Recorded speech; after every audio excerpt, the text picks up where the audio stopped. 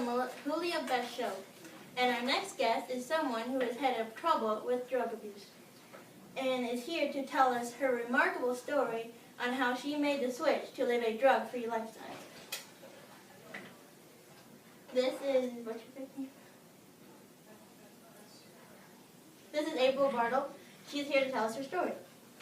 So, why did you choose to make the switch to be drug-free? More specifically, prescription drug-free. I now live a drug-free lifestyle because prescription drugs are illicit and teratogen drugs, and just the effects that the drugs were having on me mentally and physically were not good.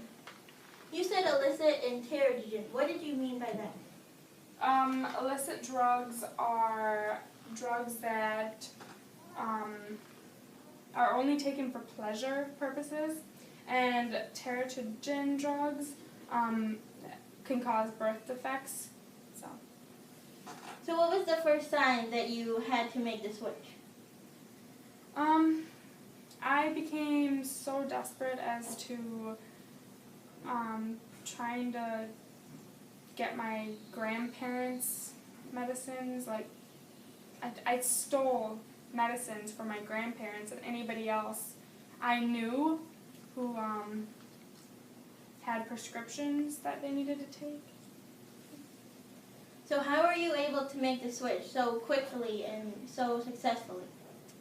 The support from friends and family helped a lot. Keeping active and living a healthy lifestyle.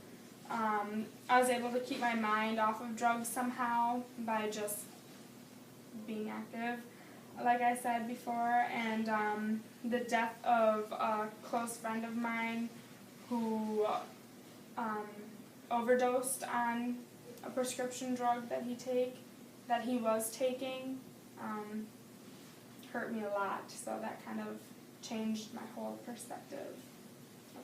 So why did you take the drugs in the first place? I thought I couldn't be me without them. I wanted to like have fun, I guess, just by being me. I thought I could have fun by taking them. But once I started to get help for it, I realized that I'm a stronger, better person without them. So what surprised you the most throughout your experiences? The statistics and the deaths caused by prescription drugs. Like 100 people die from drug overdoses each day, and some,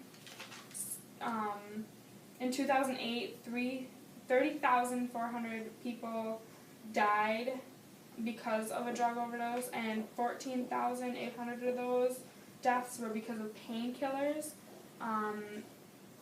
And some of the statistics are that 20% of people over the age of 12 have used prescription drugs for non-medical purposes. When looking at teens, I found out that girls were more likely to abuse prescription drugs than boys. And most people experiment with prescription drugs because they think they will have more fun, they'll lose weight, which is kind of, which makes sense, for girls, because most girls want to lose weight if they're not satisfied with their body.